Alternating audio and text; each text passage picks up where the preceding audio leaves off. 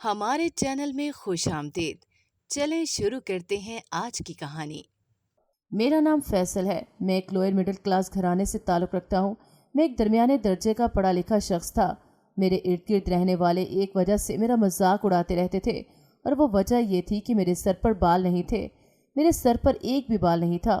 بچے بڑے سب میرا مذاق بناتے رہتے۔ رشتہ دار بھی آتے جاتے یہی کہا کرتے۔ اسکول کالج میں بھی ہر وقت مجھ پر اس وجہ سے ہنسا جاتا۔ اماں نے بہت ٹوٹکے آزمائے مگر میرے سر پر بال نہ آ سکے۔ میں نے گلی کے لڑکوں میں اٹھنا بیٹھنا چھوڑ دیا تھا۔ میری کوشش ہوتی تھی کہ میں رشتہ داروں کے سامنے بھی کم کماؤں، مگر ایسا اتنی آسانی سے ممکن نہیں تھا، کیونکہ ہم سب تقریباً ایک ہی محلے میں رہتے تھے اور 2 چچا تو ہمارے ساتھ ہی رہتے تھے۔ دادا نے اچھے وقتوں میں کبھی یہ گھر بنا لیا تھا جو کہ اب ہمارے سر چھپانے کے کام آتا تھا۔ میرے ابا کوئی کام نہیں کرتے تھے۔ یہ نہیں تھا کہ وہ کوئی کام نہیں کر سکتے یا پھر وہ بیمار وغیرہ تھے، نہیں، بلکہ انہیں کام کرنے کا اور ذمہ داری نبھانے کا کوئی احساس نہیں تھا۔ میرے 2 بہن بھائی تھے، دونوں ہی مجھ سے چھوٹے تھے۔ ابا بس نکھٹو بن کے پورا دن یا تو گھر پہ پڑے چارپائی توڑتے رہتے تھے یا سج سنور کر محلے میں رہنے والے اپنے ناکارہ دوستوں کے ساتھ بیٹھے رہتے۔ ان کی سعادت سے ہم سب بہت پریشان تھے۔ اماں ایک جگہ کام کرتی تھی سلائی کڑھائی کا، اور کسی طرح ہمارے گھر کا خرچہ چلا رہی تھی، اور ابا کو اس بات کا کوئی احساس نہیں تھا، بلکہ وہ اماں سے لڑ جھگڑ کر ان کی آدھی تنخواہ بھی لے لیتے تھے۔ اماں اور ابا کے جھگڑے کی آوازیں چچی لوگوں تک صاف جاتی تھیں، اور وہ پورے محلے کو چسکے لے لے کر بتاتی تھیں۔ مجھے ان دونوں کی اس عادت سے سخت چڑ تھی۔ انہیں ہمارا مذاق بنانے کا بے حد شوق تھا، حالانکہ خود تو ہر دوسرے دن لڑ جھگڑ کر اپنے میکے جا بیٹھتی تھیں۔ دونوں آپس میں بہنیں تھیں اور ایک دوسرے کے ساتھ مل کر خوب فساد کرتی تھیں۔ محلے میں سب جانتے تھے کہ دونوں کی ویسے ایک دوسرے سے بالکل بھی نہیں بنتی تھی، بس میری اماں کے خلاف یہ دونوں ایک ہو جاتے تھے۔ ان کی اسی عادت سے میں سخت تنگ تھا۔ مجھے حیرت ہوتی تھی کہ میرے چچا لوگ بھی انہیں کچھ نہیں کہتے تھے، مگر خیر جب میرے ابا ہی کسی کو کچھ نہیں کہتے تھے تو کوئی اور کیوں کہے گا۔ دونوں چچیوں کے بچے ایک نمبر کے نکھٹو تھے۔ چچی نے شروع سے انہیں پڑھایا نہیں تھا، نہ بڑی چچی نے اور نہ ہی چھوٹی چچی نے۔ ان کے بچے بس پورا دن گلی میں اچھلتے کودتے رہتے تھے۔ ان کے برعکس میری اماں نے ہم سب کو اسکول بھیجا تھا۔ وہ صبح کافی جلدی اٹھتی تھی اور ہمارے لیے ناشتہ بنا کر اسکول کا لنچ تیار کرتی، ہمیں تیار کر کے اسکول بھیج کر خود کام کے لیے چلی جاتی۔ دوپہر کو ہم گھر آتے تو اماں نے کھانا رکھا ہوتا تھا، وہی گرم کر کے کھاتے۔ اماں شام کو 4 بجے تک آتی تھیں اور آتے ساتھ ہی گھر کے کاموں میں لگ جاتی تھیں۔ ابا جب آوارہ گردی کر کے شام گئے تک آتے تو کسی نہ کسی بات کو لے کر اماں سے جھگڑ پڑتے۔ کبھی کبھی میرا دل کرتا کہ میں ابا کو روکوں اماں سے جھگڑنے سے، مگر ابا کی طبیعت سے میں اچھے سے واقف تھا۔ وہ الٹا اماں کو تانے دیتے کہ ہماری تربیت اچھی نہیں کی، بس اماں کی وجہ سے میں نہ چاہتے ہوئے بھی برداشت کر جاتا تھا۔ میں نہیں چاہتا تھا کہ کبھی بھی اپنی وجہ سے اماں کو کسی بھی طرح سے پریشان کروں، کیونکہ وہ پہلے ہی زندگی کو بہت ہی مشکل سے گزار رہی تھی اور ان کی زندگی کئی مسائل سے گھری پڑی تھی۔ وہ ہر وقت جوڑ توڑ کرنے میں لگی رہتی تھی۔ ہم جس اسکول میں پڑھتے تھے اس کی فیس زیادہ نہ تھی، مگر اماں کے پاس مہینے کے آخر میں پیسے بالکل ہی ختم ہو کر رہ جاتے تھے۔ ہم بس عید کے عیدی کپڑے بناتے۔ رشتہ دار ہم سے زیادہ میل جول بھی نہیں رکھتے تھے، کیونکہ ہم اتنے پیسے والے نہیں تھے کہ کچھ دے دلا سکتے۔ میری اماں ان سب مسئلوں سے کس طرح نبرد آزما تھیں، یہ میں نے خود اپنی آنکھوں سے دیکھ رکھا تھا۔ وہ رشتہ داروں اور محلے والوں کے رویوں سے بھی سخت دل برداشتہ رہتی تھیں۔ انہوں نے ہمارے لیے نہ جانے اپنی کتنی خواہشات کا گلا گھونٹا تھا۔ اپنی خواہشات کو پیچھے رکھ کر، اپنی ضروریات کو بھول کر وہ ہمارے لیے سوچتی تھیں۔ کبھی کبھی وہ اوور ٹائم بھی کرتی تھیں۔ وہ نہیں چاہتی تھیں کہ ان کے بچوں کو کبھی بھی کوئی یہ کہے کہ ان کی ماں نے ان کے لیے کچھ نہیں کیا۔ میں جیسے جیسے بڑا ہوتا جا رہا تھا مجھے سمجھ میں آتا جا رہا تھا کہ ہماری ماں کی زندگی اتنی آسان نہیں ہوتی جتنی ہمیں نظر آتی ہے۔ میری ماں کی زندگی اور اس کی زندگی کی مشکلات میرے سامنے تھی سب۔ میں نے اپنی آنکھوں سے ماں کو صبر کرتے دیکھا تھا، بہت سے معاملات میں مجبور ہوتے دیکھا تھا۔ میں ہمیشہ سوچا کرتا تھا کہ جلد اپنی ماں کا ہاتھ بٹاؤں گا، بڑا ہو کر ان کے ہر احسان کا بدلہ چکاؤں گا، ان کی ہر خواہش کو پوری کروں گا جو انہوں نے ہمارے لیے ادھوری چھوڑ دی تھی۔ اس لیے میں بہت دل لگا کر پڑھائی کرتا تھا۔ میں بڑے ہو کر کچھ بننا چاہتا تھا، اپنی ماں کا ہاتھ بٹانا چاہتا تھا، ان کے لیے کچھ کرنا چاہتا تھا۔ میں چاہتا تھا انہوں نے جتنی محنت ہمارے لیے کی ہے اس سے کہیں زیادہ انہیں سکون فراہم کروں، ان کی ہر جائز خواہش کو پورا کروں۔ میں نے اپنی ماں کو مشکل سے مشکل ترین حالات میں بھی لڑتے دیکھا ہے، پر امید دیکھا ہے۔ ان کا حوصلہ بہت بلند رہتا تھا، وہ بہت باہمت عورت تھیں۔ گھر کے حالات جیسے بھی رہے ہوں، میری ماں نے کبھی ہم بہن بھائیوں کی پڑھائی پر اس کا اثر نہیں پڑنے دیا۔ میری چچی لوگ اماں سے خوب جلتی تھیں اور اپنے بچوں کو بھی ہمارے ساتھ نہیں کھیلنے دیتی تھیں۔ ایک دو بار میرے چھوٹے بھائی نے اپنے کزن کے ساتھ کھیلنے کی کوشش بھی کی تو چچی نے خوب ہنگامہ مچایا، کبھی کس بات پر تو کبھی کس بات پر۔ انہیں لڑنے کی عادت تھی، دونوں بہنیں مل کر خوب لڑتی، محلے کی ہر آتی جاتی عورت سے لڑتی، اماں کی خوب برائیاں کرتی، ان کا مذاق اڑاتی۔ میرا تو ویسے ہی سب اڑاتے تھے، مجھے گنجا گنجا کہہ کے۔ مجھے لوگوں کے رویے بہت تکلیف دیتے تھے، مگر مجھے یہ بالکل بھی قبول نہیں تھا کہ میری ماں کو کوئی کچھ کہے۔ مجھے اپنے باپ کی لاپرواہی پر بہت زیادہ غصہ آتا تھا۔ میں جیسے جیسے بڑا ہوتا جا رہا تھا، ابا کی لاپرواہی بھی بڑھتی جا رہی تھی۔ ان کو ہمارا پڑھائی کرنا بھی پسند نہیں تھا۔ ابا چاہتے تھے کہ میں ان کے دوست کی چائے کے ہوٹل پر کام کروں اور پڑھائی نہ کروں۔ ان کے نزدیک تعلیم حاصل کرنا فضول تھا اور مجھے مزید پڑھنے کی کوئی ضرورت نہیں ہے۔ وہ اماں سے بھی اس بات پر بار بار جھگڑتے رہتے تھے۔ ان کے ہر جھگڑے کے باوجود بھی اماں نے کبھی بھی ہمیں اسکول سے نہیں ہٹایا، بلکہ ہمارے لیے وہ ڈٹ گئیں۔ ایک دن میں صبح دیر تک سو رہا تھا، چھٹی کا دن تھا، اماں بھی گھر پر ہی تھیں۔ میری آنکھ اچانک تیز سے ذاتی آوازوں سے کھلی تھی۔ میں کچھ دیر تو کچھ سمجھ نہیں پایا کہ یہ کیا ہو رہا ہے۔ جب ہوش و حواس تھوڑے بحال ہوئے تو اندازہ ہوا کہ آوازیں باہر صحن سے ہی آ رہی تھیں۔ میں تیزی سے اٹھ کر ننگے پاؤں ہی باہر کو بھاگا۔ جیسے ہی باہر پہنچا تو دیکھا کہ سامنے ہی صحن میں چاچا چاچی اور ابا اور اماں کھڑے تھے۔ چاچی ہاتھ نچا نچا کر اماں کی طرف اشارے کر کر کے کچھ کہہ رہی تھی۔ اماں جواب میں کچھ کہنے کی کوشش کر رہی تھیں، مگر کوئی ان کی نہیں سن رہا تھا۔ مجھے کچھ سمجھ نہیں آ رہا تھا کہ وہاں اصل میں ہو کیا رہا ہے۔ تبھی ابا نے اپنا ہاتھ اٹھایا اور اس سے پہلے کہ وہ اماں کے منہ پر مارتے، میں نے تیزی سے آگے بڑھ کر ابا کا ہاتھ پکڑ لیا۔ میری اس جرت پر ایک لمحے کو سب حیران رہ گئے، اور اس سے پہلے کہ ابا مجھے کچھ کہتے، میں نے ابا سے کہا کہ آئندہ میری ماں پر ہاتھ مت اٹھانا۔ اس دن کے بعد سے ابا مجھ سے خائف رہتے تھے، آتے جاتے مجھے تانے مارتے تھے۔ لیکن ایک بات یہ ہوئی تھی کہ انہوں نے اماں کو کچھ بھی کہنا چھوڑ دیا تھا۔ میں اسی پر مطمئن تھا۔ میرا اگلا سال کالج میں داخلے کا تھا۔ میں خوب دل لگا کر پڑھنا چاہتا تھا۔ پیپرز کی تیاریوں میں مصروف ہوا کہ آس پاس کی کچھ خبر نہ رہی۔ میں پڑھائی کو زیادہ وقت دیتا تھا، پھر پیپرز آئے اور گزر گئے۔ میرے پرچے کافی اچھے ہوئے تھے۔ مجھے امید تھی کہ میرے نمبر اچھے آئیں گے۔ رزلٹ کے انتظار میں ٹائم ضائع کرنے کی بجائے میں ایک جگہ کام کرنے لگا۔ دن یوں ہی گزرتے گئے۔ اماں ویسے ہی نوکری کرتی تھیں، میں اپنے کام پر جاتا تھا۔ انہی دنوں میرا رزلٹ آیا تو پتہ چلا کہ میں نے دوسری پوزیشن حاصل کی ہے۔ اس دن اماں بہت خوش تھیں۔ ان کے چہرے پر میں نے بہت عرصے بعد خوشی دیکھی تھی۔ میں نے اسی خوشی کے قائم رہنے کی دعا کی۔ مجھے رشتہ داروں میں سے کسی نے مبارکباد تک نہ دی، اور ابا انہیں تو شاید کوئی فرق ہی نہیں پڑتا تھا۔ کالج میں ایڈمیشن شروع ہوئے تو میں نے داخلہ فارم لا کر پر کیا اور پھر اسے جمع کروا دیا۔ کچھ عرصے بعد داخلے ہو گئے، ہماری کلاسز شروع ہو گئیں۔ میں نے سرکاری کالج میں داخلہ لیا تھا، بس آنے جانے کا خرچہ آتا تھا۔ میں بس سے ہی آیا جایا کرتا تھا۔ میں نے اچھے نمبروں سے انٹر کیا اور آگے اسکالرشپ کے لیے اپلائی کر دیا، یونی میں داخلے کے لیے۔ اماں نے میرے ایڈمیشن کے لیے بے حد مجبور ہو کر چچا سے پیسے مانگے، مگر انہوں نے اماں کی خوب بے عزتی کی، چچی نے بھی۔ میں نے اماں سے کہا کہ آپ میرے لیے پریشان نہ ہوں، مجھے امید ہے کہ میرا اسکالرشپ آ جائے گا، آپ کسی سے نہ مانگیں۔ پھر مجھے ایک دن اطلاع ملی کہ میرا اسکالرشپ آ گیا ہے، میرا ایڈمیشن بھی ہو گیا۔ میرا جیسے ہی یونی میں ایڈمیشن ہوا تو میں ریگولر جانا شروع ہو گیا تھا۔ میں دل لگا کر اپنی پڑھائی کرتا تھا۔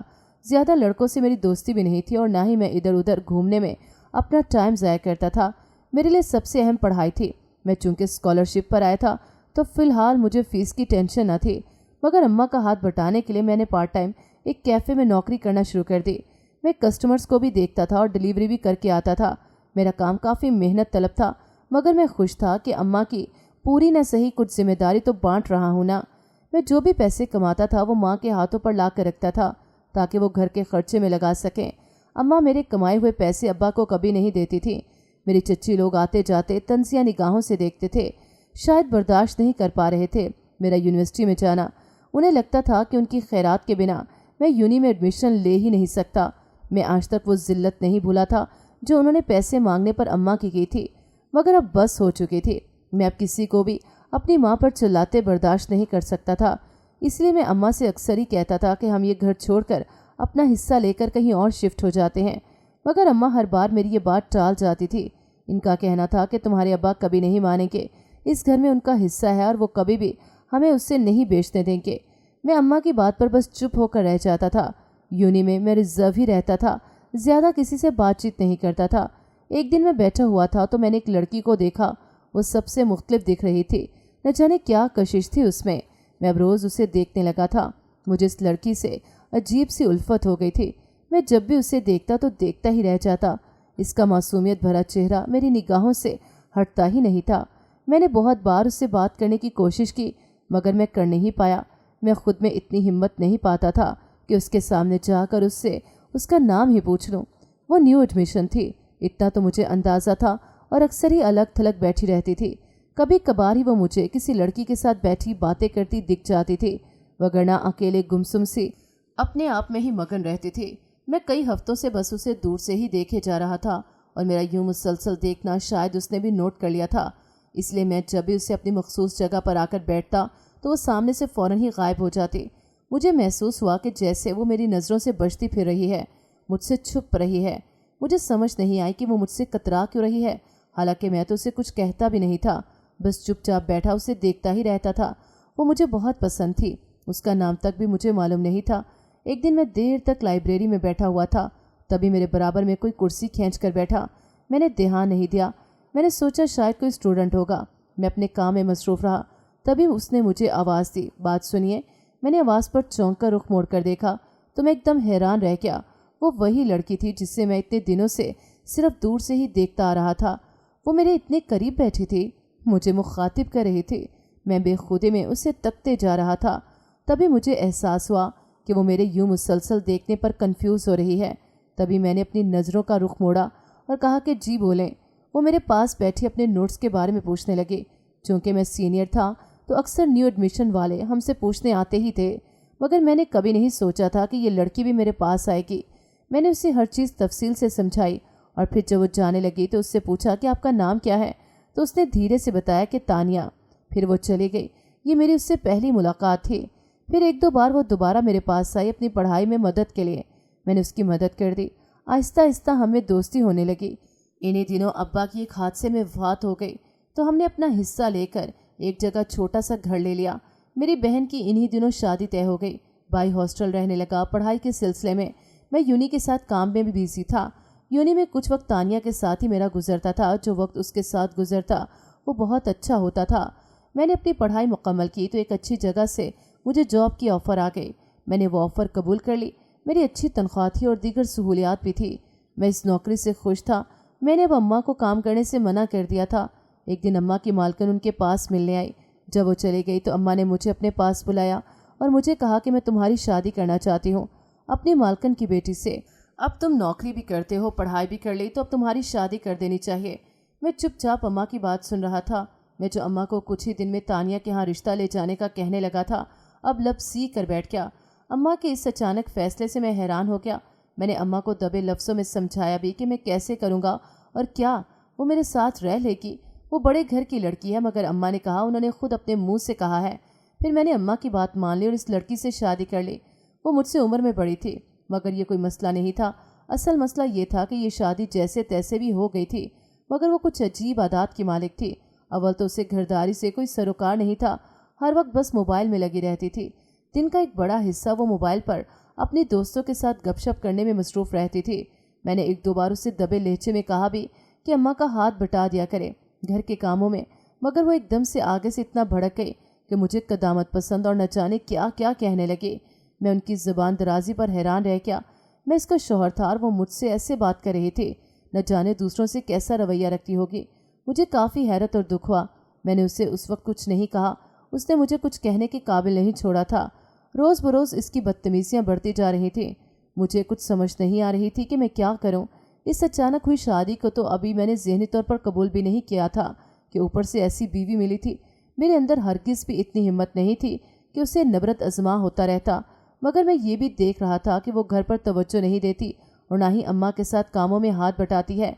अम्मा बेचारी पूरा दिन अकेले ही लगी रहती हैं और ये देख देख कर मुझे सख्त अफसोस होता था।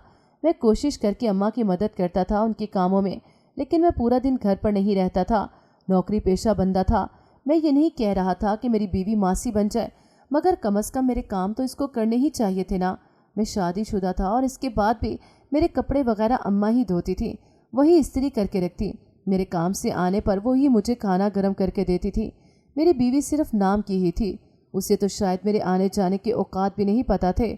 ना ही उसे मेरा कोई ख्याल था, ना किसी चीज़ का ध्यान था। मुझे उसके हर वक्त मोबाइल इस्तेमाल करने से अब चिढ़ होने लगी थी। اتنا भी क्या बेगाना हो जाना कि आसपास की कोई खबर ही ना हो। अम्मा कुछ कहती नहीं थी, मगर मुझे मालूम था वो बहुत थक चुकी हैं और मेरी बीवी की आदतों से परेशान भी हैं बहुत।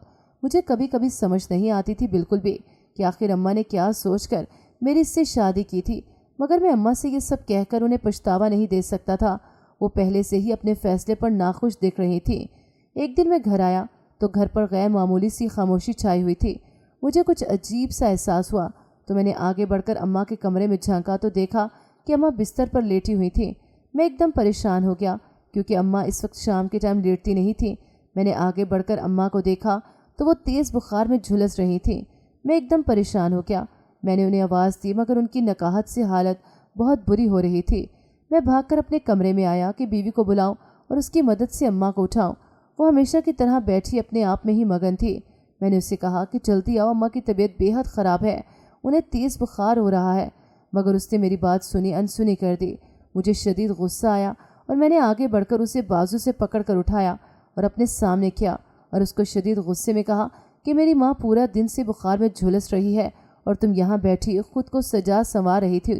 तुमसे इतना भी ना हुआ कि एक बार उनको देख ही लो, और अब भी जब मैं तुम्हें बुला रहा हूँ तो तुम ढीठ बनी बैठी हो। तुमसे इतना भी नहीं हो रहा कि मेरे साथ चलकर अम्मा की हालत देख लो एक बार, मगर तुम हो के बहरी बनी बैठी हो। मेरे गुस्से का इस पर कोई असर नहीं हुआ, उल्टा उसने ज़ोर से अपना बाजू छुड़वाया और बोली, ना ना मैं तो तुम्हारी नौकर हूँ ना, तुम्हारी माँ की, जो तुम लोगों की खिदमतें करती फिरो। आइंदा अपने काम से काम रखना तुम। इसकी इतनी बदतमीज़ी पर मुझे सख्त गुस्सा आ रहा था, मगर इस वक्त अम्मा की हालत बेहद ख़राब थी। मैंने उसे वहीं छोड़ा और फिर अम्मा को लिए डॉक्टर के पास चला गया। 3 घंटे तक अम्मा बेहोशी की हालत में रही। फिर कहीं रात को जाकर उन्हें होश आया था। मैं अम्मा के करीब ही बैठा था। उन्हें होश में आता देखकर तेज़ी से सीधा हुआ और उनसे पूछने लगा कि आप ठीक तो है ना। उन्होंने मेरा परेशान चेहरा देखकर हल्के से इस बात में सर हिला दिया। मुझे अपनी लापरवाही पर शदीद गुस्सा आया। क्यों मैं इतना लापरवाह हो गया कि मुझे पता ही न चला कि अम्मा की तबीयत ठीक नहीं।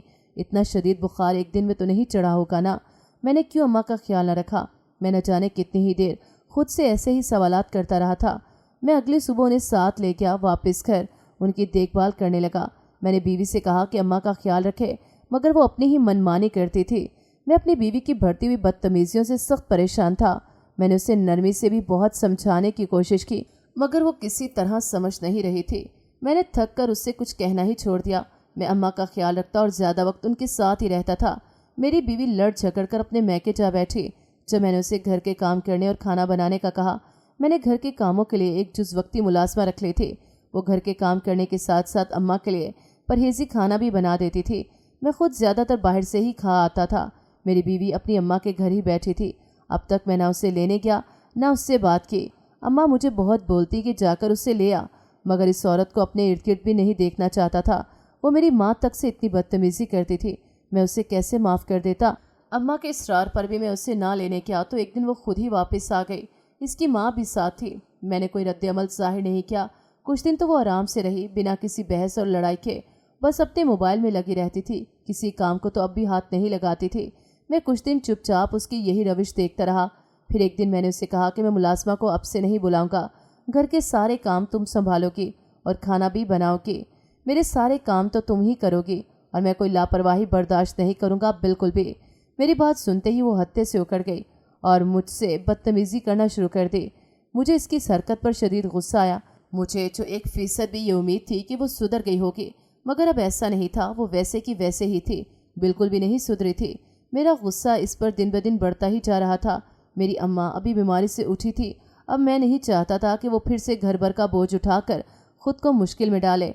मैंने फ़िलहाल मुलाजमा को नहीं निकाला, बल्कि उसे सख्ती से मना कर दिया कि तुम अम्मा के अलावा किसी के लिए खाना ना बनाना। मैं खुद भी बाहर से ही खा कर आता था। मेरे ख्याल में मेरी बीवी के लिए ये अच्छा सबक साबित होगा। कुछ दिन तो वो बाहर से मंगवा कर खाती रही, मगर फिर जब उससे भी थक गई तो फ़ोन करके अपनी माँ के घर से मंगवाने लगी, और ये बात मेरे लिए नाकाबिले बर्दाश्त थी। मैंने एक बार फिर उसे समझाने की कोशिश की, मगर उसे कुछ समझता नहीं था। वो नहीं समझी। मैं अब थक चुका था बहुत। मेरे एक दोस्त बहुत जाना माना हकीम था। एक दिन मैं उससे किसी काम के सिलसिले में मिलने गया तो उसने पूछा कि क्या बात है, बहुत परेशान लग रहे हो। मैंने कहा, यार क्या बताऊं, घर पर बीवी ने बहुत परेशान कर रखा है। अम्मा की तबीयत बेहतर नहीं रहती और वो उनका बिल्कुल भी ख्याल नहीं रखती। मैंने उसे हर तरह से समझाया, मगर वो है कि कुछ समझने को तैयार ही नहीं اب اس نے ایک نئی ڈیمانڈ رکھتی ہے، وہ کہتی ہے کہ میں اسے الگ گھر لے کر دوں۔ مجھے بتاؤ میں اسے الگ گھر کیسے لے کر دوں؟ میرے دوست نے جب مجھے پریشان دیکھا تو بولا کہ تم فکر مت کرو، میں تمہیں ایک ایسی چیز دوں گا جس سے تمہاری بیوی سدھر جائے گی اور جس لڑکی کو تم پسند کرتے ہو اس سے تمہاری شادی بھی کروا دے گی۔ میں کافی حیران ہوا تھا، اس کی بات سن کر یہ کیسے ممکن تھا۔ خیر میں نے اس کی بات مانتے ہوئے پاؤڈر لیا اور اپنی بیوی کے کپڑوں پر چھڑکنے لگا۔ کچھ دن بعد میری بیوی کے جسم میں درد رہنے لگا۔ پھر ایک دن اس نے مجھ سے کہا کہ تم دوسری شادی کر لو۔ میں حیران رہ گیا۔ پھر اس نے مجھے کہا کہ تم اپنی پسند سے کر لو۔ یوں میری شادی میری پسند کی لڑکی تانیہ سے ہو گئی۔ اس کے بعد میری پہلی بیوی بس ہر وقت اپنے کمرے میں رہتی اور وہ پاؤڈر استعمال کرتی۔ میں حیران ہوتا کہ یہ ایسے کیوں کر رہی ہے۔ وہ اب بھی اپنے کمرے میں ہی بند رہتی تھی۔ میری دوسری شادی سے بھی اسے کوئی فرق نہیں پڑا تھا۔ میں کافی حیران اور پریشان تھا اس کی عادتوں سے۔ وہ پاؤڈر وہ اب بھی کیوں استعمال کر رہی تھی؟ اسی سوال کے جواب کے لیے میں ایک دن وہ پاؤڈر لے کر ایک لیب میں ٹیسٹ کے لیے لے گیا اور رپورٹس کا انتظار کرنے لگا۔ میں لیب کی رپورٹ دیکھ کر سخت حیران رہ گیا کہ اس رپورٹ میں میرے حکیم دوست کا دیا گیا پاؤڈر کا ٹیسٹ کرنے کے بعد جو رپورٹ بنائی گئی اس کے حساب سے وہ نشہ آور ادویات تھے۔ نیچے مزید تفصیلات بھی درج تھی۔ میں جو پڑھتا گیا، حیرت سے پاگل ہوتا گیا۔ آخر اس نے ایسا کیوں کیا اور مجھے یہ کیوں کہا کہ میں اسے اپنی بیوی کے کپڑوں پر چھڑکوں؟ میں لیب سے بھاگتا ہوا نکلا اور سیدھا گھر گیا۔ جیسے ہی گھر پہنچا تو دیکھا میرے کمرے کا دروازہ بند تھا۔ میں دروازہ کھول کر اندر گیا تو دیکھا سامنے ہی میری بیوی عجیب سی حالت میں بیٹھی ہے۔ پھر میری نظر اس کے سامنے پڑے کاغذوں پر گئی۔ ان میں وہی پاؤڈر پڑا ہوا تھا۔ میں نے آگے بڑھ کر اپنی بیوی سے پوچھا کہ یہ سب کیا ہے، تو وہ زور زور سے ہنسنے لگی اور بولی تم بھی لو، بہت مزے کی چیز ہے۔ میں سمجھ گئی کہ وہ نشے میں ہے، اس لیے میں نے اسے اس وقت تو کچھ نہ کہا، مگر جب وہ شام کو خود ہی کمرے سے باہر آئی تو میں نے اس سے پہلا سوال ہی یہی کیا تم نشہ کرتی ہو؟ میرے اس طرح صاف صاف پوچھنے کی شاید اسے امید نہیں تھی۔ پہلے تو وہ ایک دم سے گھبرا گئی، مگر پھر بعد میں وہ اپنی ازلی ڈھیٹ پنے سے بولی ہاں میں کرتی ہوں نشہ، اب سے نہیں بلکہ بہت پہلے سے، شادی سے بھی پہلے سے۔ تبھی میری ماں نے تم جیسے انسان سے میری شادی کروائی تھی۔ وہ تمہارا حکیم دوست میرا بہت پرانا اور اچھا دوست ہے، اسی نے مجھے نشے پر لگایا تھا اور وہ جانتا تھا کہ اب اتنے وقت سے مجھے نشہ نہیں ملا، تبھی اس نے بھیج دیا۔ مجھے تم میں اور اس رشتے میں کوئی دلچسپی نہیں، اس لیے بہتر ہوگا کہ جلدی مجھے طلاق دے دو، تم اپنے راستے میں اپنے راستے۔ اس کی حد سے بڑی ہوئی زبان درازی اور بدتمیزی دیکھ کر میں بھی غصے میں آ گیا۔ کافی دیر ہمارے بیچ لڑائی چلتی رہی اور اس لڑائی کا نتیجہ طلاق کی صورت میں نکلا۔ اماں اس اچانک فیصلے سے ہکا بکا رہ گئی تھی، مگر میں بھی کیا کرتا، اس نے مجھے اتنا زیادہ مجبور کر دیا تھا کہ میں یہ قدم اٹھانے پر مجبور ہو گیا۔ گھر میں ایک عجیب سی خاموشی پھیلی تھی۔ اس واقعے کو کچھ دن ہی گزرے تھے کہ میری ساس آئی اور مجھے خوب باتیں سنائی۔ میں نے بھی غصے میں کہہ دیا کہ آپ نے اپنی نشئی بیٹی میرے پلے باندھی تھی۔ پھر میرا وہ دوست جو حکیم تھا، میں اس سے ملا اور اسے سب کی وجہ پوچھی تو پہلے تو وہ آئیں بائیں شائیں کرنے لگا، پھر بولا کہ ہاں وہ میری دوست ہے، میں اسے پسند بھی کرتا ہوں۔ مجھے اس کی یہ بات سن کر بہت غصہ آیا۔ وہ ایک ایسا دوست تھا جو اپنے ہی دوست کو دھوکہ دے رہا تھا۔ میں اس دن بہت ہی شکستہ قدموں سے گھر واپس لوٹا۔ تانیہ اور ماں بھی تھیں جن کے چہرے دیکھ کر میری تھکن تھوڑی کم ہو جاتی تھی، ورنہ تو آج کل جن حالات سے میں گزر رہا تھا وہ تو مجھے سخت پریشان کیے ہوئے تھے۔ ہر کوئی مجھے اب دھوکہ باز ہی لگ رہا تھا۔ انہی پریشانی بھرے دنوں میں چھوٹی بہن رہنے کے لیے آ گئی۔ میں نے ہاسٹل کال کر کے بھائی کو بھی بلوا لیا۔ کچھ وقت کے لیے ہی صحیح، میں تھوڑا پرسکون محسوس کر رہا تھا خود کو۔ گھر کا ماحول کافی بہتر ہو گیا تھا۔ میں معمول کے مطابق آفس جاتا اور شام کو جب گھر آتا تو تانیہ میرے انتظار میں ملتی۔ وہ میرا ہر کام میرے بنا کہے ہی کر دیتی تھی۔ اماں کا بھی بے حد خیال رکھتی تھی۔ میں نے اس سے بے تحاشا محبت کی، وہ تھی محبت کے لائق۔ میری زندگی میں خوشیاں ایک بار پھر لوٹ آئی تھیں۔ وقت دھیرے دھیرے سرکتا گیا۔ 2 سال بعد اللہ نے مجھے ایک ننھی سی پری سے نوازا۔ میں اپنی بیٹی کو پا کر بہت خوش تھا اور اللہ کا بے حد شکر گزار بھی۔ میری ماں میرے بچوں کو دیکھ دیکھ کر جیتی تھی، ان کی جان بستی تھی ان میں۔ میں اپنے بچوں کو ہر سکھ دینا چاہتی تھی، ان کی اچھی تربیت کرنا چاہتی تھی۔ ناظرین، اگر آپ کو ہماری کہانی اچھی لگی ہے تو ویڈیو کو لائک کریں، شیئر کریں اور ہمارے چینل کو سبسکرائب کریں۔ اگلی ویڈیو تک اجازت دیں۔ اللہ حافظ۔